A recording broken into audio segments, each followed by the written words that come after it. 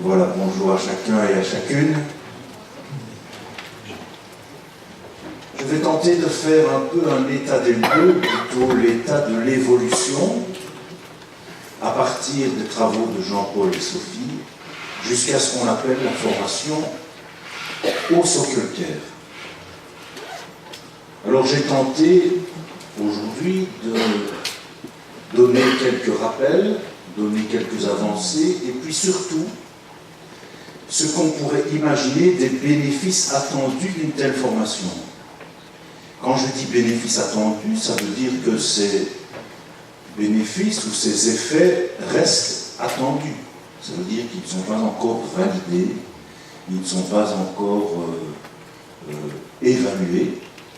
Donc ce sont des bénéfices attendus, ce que nous attendons de cette formation. Pour le professionnel, pour le patient, pour l'équipe, et 3 petits points, l'hôpital. Alors, si vous vous souvenez, si vous vous rappelez des résultats de la recherche sur l'impact de l'informel dans le travail infirmier en psychiatrie, eh bien, les résultats sont divisés en 3 parties. Les résultats sont divisés en 3 parties, la partie le patient, la partie le professionnel et la partie l'équipe. D'accord ? J'ai ajouté une 4e partie qui est effectivement l'hôpital en général. Tiens, est-ce que l'hôpital en général pourrait bénéficier, être le bénéficiaire de la formation Sockelkær? Alors certains ici sans doute se disent, mais qu'est-ce que c'est que cette affaire-là, Sockelkær? Parce qu'ils ne connaissent peut-être pas encore ce terme. En fait, nous avons inventé un terme qui est un peu franco-anglais ou anglo-français. Socle, le socle du prendre soin en psychiatrie.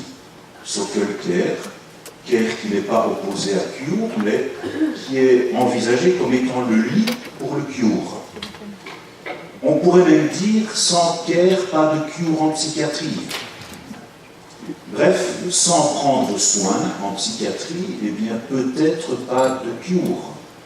Entendu cure comme traitement, acceptation des actes de soins, évolution dans l'acceptation de se soigner du côté du patient, reprendre un peu le pouvoir sur sa propre vie, sur sa propre santé, oserais-je dire, empowerment, en tout cas c'est ce terme un peu bizarroïde qui nous arrive de là-bas, tout là-bas. Depuis 3 ans,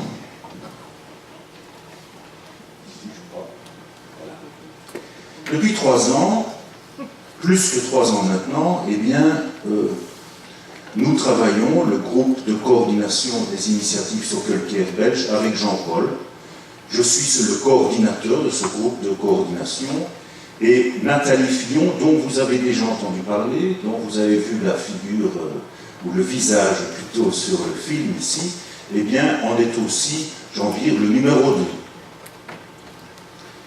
Ce qui nous a intéressé dans le travail de Jean-Paul Lantin, c'est effectivement ceci, et c'est ce dont tout à l'heure j'ai entendu parler par le directeur général adjoint de l'ARS. Il a dit ceci, eh bien, la qualité au cœur du soin. Waouh! Voilà ce que j'ai trouvé en tant que qualiticien, car j'ai été qualiticien pendant 7 ans en hôpital psychiatrique en Belgique. Voilà ce que j'ai trouvé dans la recherche de Jean-Paul Lantin et Sophie Cucriel. C'est-à-dire un moyen d'augmenter, d'améliorer la qualité au cœur du soin. Alors que habituellement, eh bien, nous parlons, ou en tout cas nous sommes envahis de qualité organisationnelle des soins. Hypothèse, en psychiatrie, la qualité organisationnelle ne suffit pas, mais que la qualité au cœur du soin est première. Entendez par là le prendre soin, l'installation et la culture de l'alliance thérapeutique. Jusqu'ici, rien de nouveau, vous savez tout ça. L'important, c'est que Jean-Paul, comme il le dit lui-même, eh bien, a enlevé la couverture, tiré la couverture et mettre un spot sur ce qui se fait dans les pratiques. Et grâce à cette recherche, il a pu valider des pratiques par une méthode scientifique. Je ne rappelle pas tout ça, vous savez tout ça, je l'espère, enfin beaucoup en tout cas d'ici connaissent cette histoire. Nous avons rapproché assez facilement la prise en soin, le prendre soin, le care, du rôle propre de l'infirmier en psychiatrie. Car on s'est dit tout compte fait, dans notre travail infirmier, quoique je ne suis pas un infirmier, dans notre travail infirmier, eh bien, il y a d'un côté le travail qui est programmé, le travail aussi qui est prescrit, et puis d'un autre côté, le travail que je me dis que je veux faire. Et ça, on a envie de dire, c'est le rôle propre de l'infirmier. Dans son style propre, là-dessus, pas de recette. La recherche de Jean-Paul Lantin ne donne pas de recette sur le comment il conviendrait de faire, puisque chacun a à prendre soin dans son style propre. Pas de recette, pas de livre de recettes. Nous avons publié un petit carnet, qui est le carnet du Social Care, dont on a écoulé 3000 exemplaires jusqu'à présent, en 3 versions. Il nous en reste quelques-uns dans une boîte là-bas, je peux tenter d'écouler le dernier. Qu'est-ce que c'est ce carnet? Ce carnet, il reprend de manière synthétisée tous les résultats de la recherche, les 150 pages de résultats de la recherche de Jean-Paul et Sophie. Alors, que faire avec ce carnet? Que faire avec ces résultats? Il était évident que 150 pages de résultats, c'était pas trop accessible. Et c'est pourquoi nous avons voulu faire un carnet dans un langage accessible qui en est maintenant à sa 3e version. Accessibilité accrue grâce à un lexique que vous trouverez à la fin du carnet. Ce carnet est un répertoire. Alors tout à l'heure, j'ai bien aimé aussi ce que a dit Christophe Lejeune, il a parlé d'ingrédients. Et moi je parle régulièrement d'ingrédients dans les formations. Je dis, ben voilà, ce sont des ingrédients.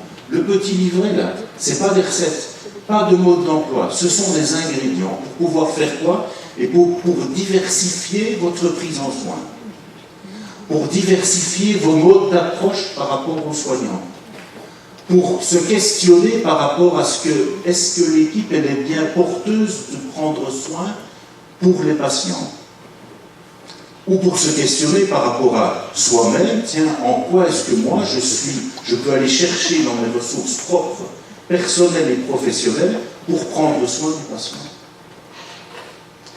Là-dessus, pas de livre de recettes. Les recettes n'existent pas.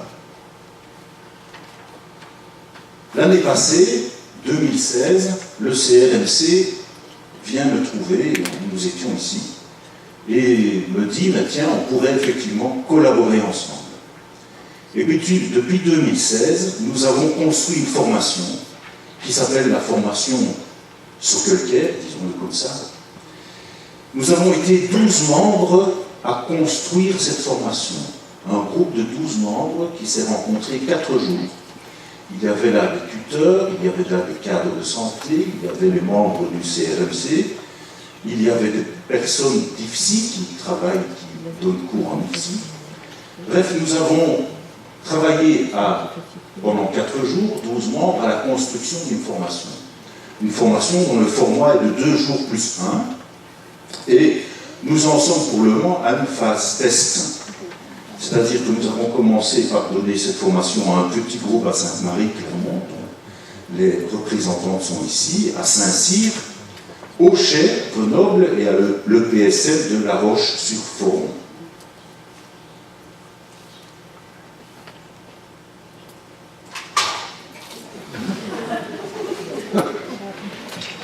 Voilà. Autre chose, intérêt, d'autres personnes, voire d'autres hôpitaux, se montrent assez intéressés par notre approche. Bordeaux, Paris, Vauclair, etc., etc. En Belgique, bien entendu, des IFSI font appel à nous. Quand je dis à nous, c'est le coordinateur, je crois moi, coordinateur pour commencer à donner les formations par rapport au prendre soin en psychiatrie, sur base du petit carnet et sur base des résultats de la recherche de Jean-Paul et Sophie. Alors, je passe tout de suite à ce que... Donc, ça, c'était les quelques éléments de repérage pour que tout le monde puisse entrer dans le contexte. Je voudrais vous montrer 5 dias, je ne vais pas être très long, 5 dias, et que j'ai construites suivant une espèce de processus en escalier, vous allez voir, hein, où on pourrait se dire, bah, tiens, ces escaliers sont chaque fois des bénéfices attendus de la formation. La première est relative au professionnel. Qu'est-ce que le professionnel, le participant à la formation, peut attendre comme bénéfice pour lui-même, professionnellement? La deuxième est relative au patient. Qu'est-ce que le patient pourrait attendre de cette formation? Ça veut dire il en aurait aussi des bénéfices, hein, on pourrait dire secondaires, puisque ce n'est pas lui qui participe à la formation, en tout cas pas encore. La troisième est la relative à l'équipe. Qu'est-ce que l'équipe, effectivement, peut attendre de cette formation? La quatrième, elle intègre les 3 voies, le professionnel, le patient, l'équipe, bref, les acteurs du processus de soins, en sachant qu'effectivement, il y a une interaction quotidienne, minute après minute, seconde après seconde, de ces 3 acteurs, hein, du soin que sont le professionnel, le patient et l'équipe. Et enfin, la cinquième, elle est relative, l'IA est relative aux attendus pour l'hôpital psychiatrique dans son ensemble, ou bien dans son organisation, si vous voulez. Alors voilà, donc chaque fois un escalier avec 5 marches. J'ai mis la voie du professionnel. Ben, tiens, qu'est-ce que le professionnel peut attendre de cette formation? Alors vous voyez là au-dessus, ben, chaque fois il y a un grade supplémentaire, j'ai envie de dire, un gradient supplémentaire, un escalier supplémentaire. En rouge, vous avez les méthodes employées à l'intérieur de la formation. Et ici, les résultats attendus. Je préfère les bénéfices, voire les effets attendus de la formation. Nous recevons des soignants qui sont en recherche de direction et de signification relative à leur rôle propre, professionnel propre. On voit pas mal de soignants qui, pour le moment, en tout cas les jeunes, pas mal de jeunes, on a vu tout à l'heure qu'il y a toute une génération de soignants qui quittent les hôpitaux psychiatriques parce qu'ils sont devenus trop âgés pour y travailler, d'accord? On arrive avec des jeunes et qui sont en recherche de direction et de signification relative à leur rôle propre. Qu'est-ce que je vais faire? Qu'est-ce que je suis là? Pourquoi? Pourquoi est-ce que je suis ici? Qu'est-ce que je vais faire en dehors, effectivement, des soins qualifiés de formels? En dehors des soins qualifiés de formels, en dehors des soins prescrits, eh bien, je suis ici pourquoi? Si nous mettons à l'intérieur de ces formations les personnes, les participants à l'expérience pour une connaissance réfléchie du contenu, hein, c'est-à-dire les résultats de la recherche et du carnet de Sockelker, on pourrait passer sur un second escalier qui, en fait, ça pourrait permettre de dépasser le manque de repérage dans la clinique du quotidien en s'adossant sur le contenu du Sockelker. Donc ce qu'on promeut, si vous voulez, c'est, tiens, nous avons là les résultats de la recherche de Jean-Paul Langtin, vous pouvez vous appuyer là-dessus pour tenter de diversifier vos approches de prise en soin, pour tenter de mettre du ciment dans votre prise en soin. Quand je dis ciment, c'est cimenter, lui donner de la force dans votre prise en soin. Pourquoi je dis force et pourquoi je dis ciment? Parce que pour le moment, on a l'impression que pas mal de jeunes qui arrivent ou qui sont là depuis un certain temps sont en train d'un peu vaciller par rapport à ça. Ils ont un manque de repérage dans la prise en soin et que le petit carnet peut leur donner. Si on passe par le fait de commenter des vignettes cliniques, y reconnaître sa pratique et pouvoir la questionner, alors on pourrait se permettre petit à petit, le participant, d'expérimenter d'autres modalités relationnelles, de singulariser les registres d'approche, de diversifier ces approches.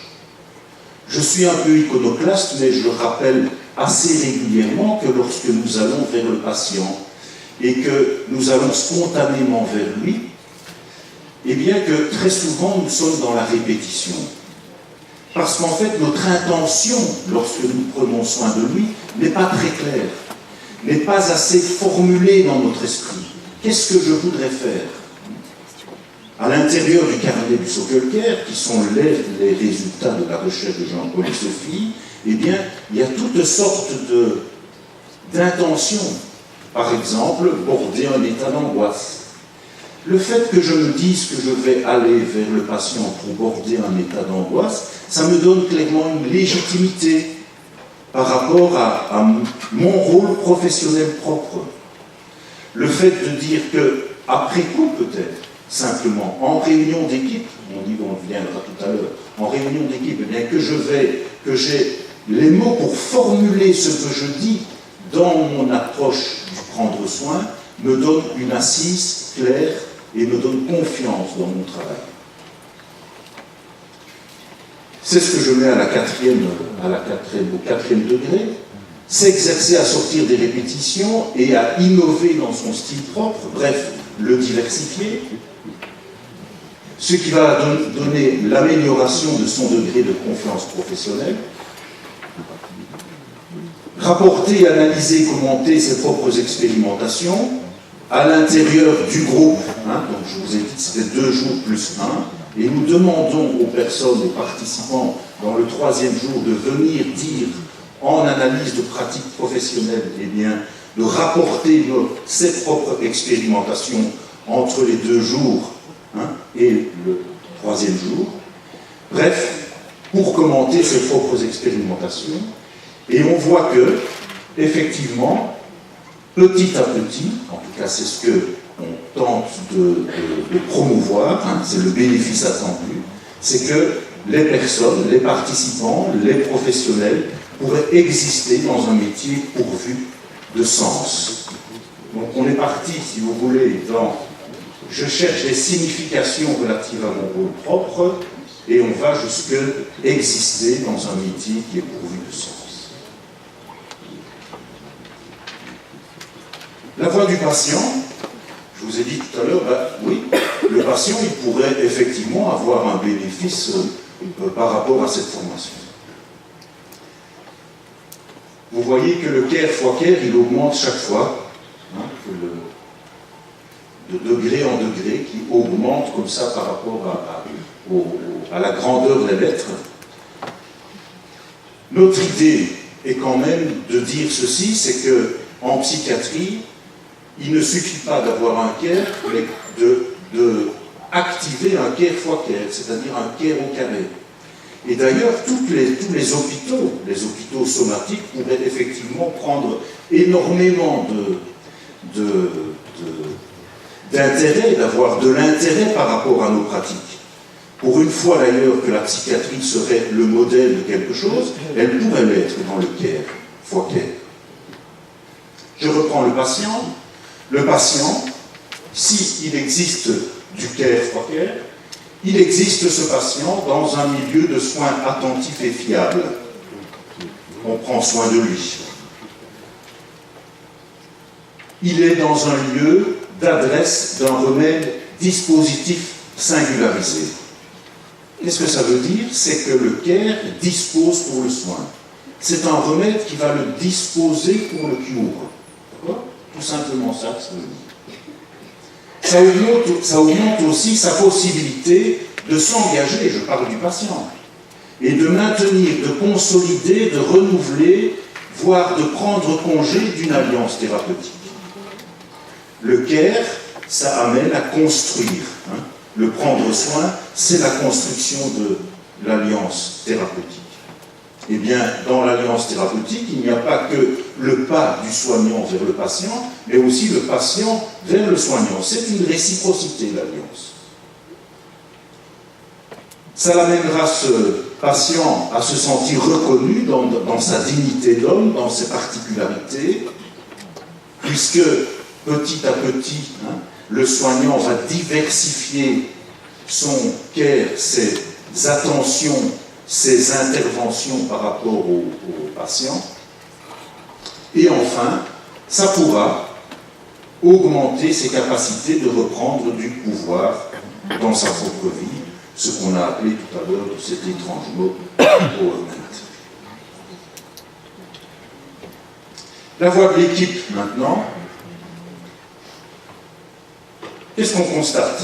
On constate que dans les équipes, il y a une mosaïque de degrés d'identification au métier, c'est-à-dire que certains s'identifient extrêmement à leur métier d'infirmier en psychiatrie, d'autres moins, d'autres ont des représentations très diversifiées de notre métier, même à l'intérieur d'une équipe.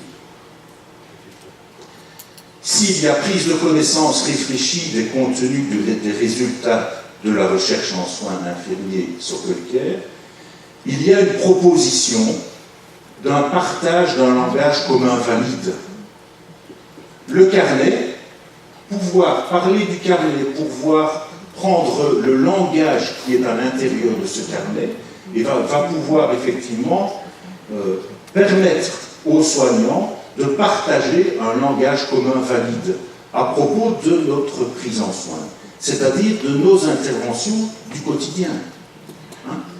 De quoi je parle? C'est aller boire une tasse de café avec un patient, c'est ça, s'asseoir à terre avec une patiente qui a un état d'angoisse trop important, c'est peut-être jouer une partie de ping-pong, c'est peut-être fumer une cigarette avec lui, ou en tout cas avoir un moment, tous les moments informels que l'on vit dans la vie du patient, avec le patient. Utiliser un langage commun pour la compréhension clinique en équipe, eh bien c'est peut-être, d'accord, le partage d'une représentation à peu près unifiée du fonctionnement psychique du patient. C'est-à-dire que ça va peut-être nous ouvrir à avoir un langage, une représentation, pardon, à peu près unifiée du fonctionnement psychique du patient.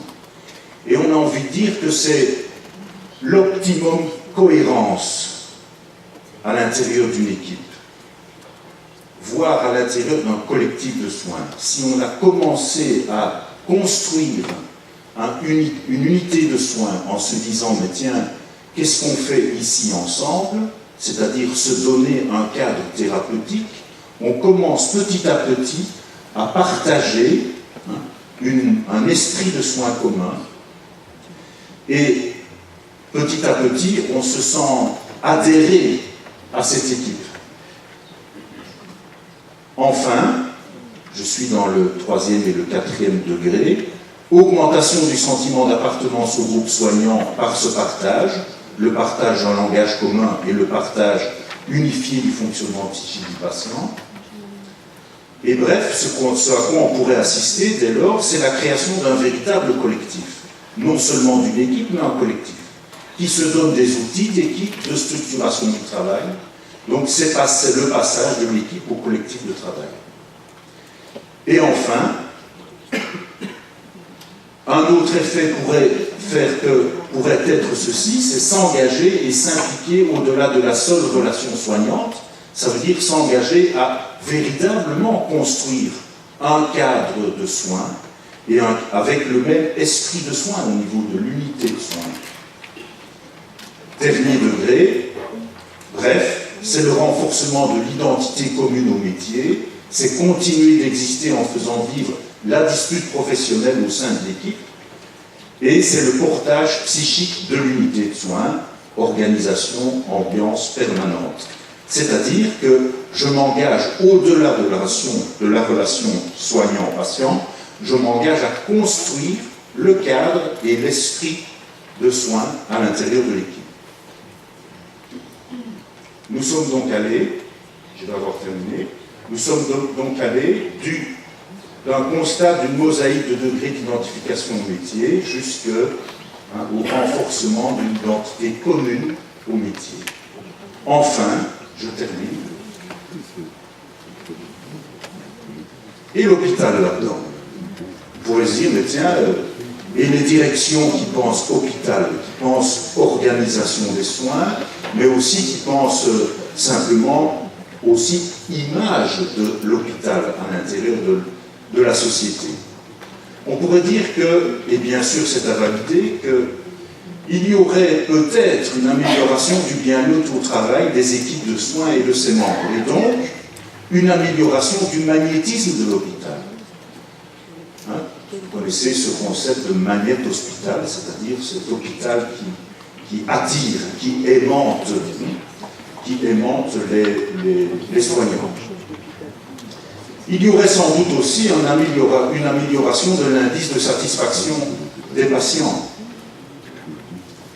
Une adhésion à une assise scientifique validée relative aux pratiques de prise en soin, et ça se dirait, et ce qui se dit est bien fait carte d'identité, carte de visite, de l'établissement.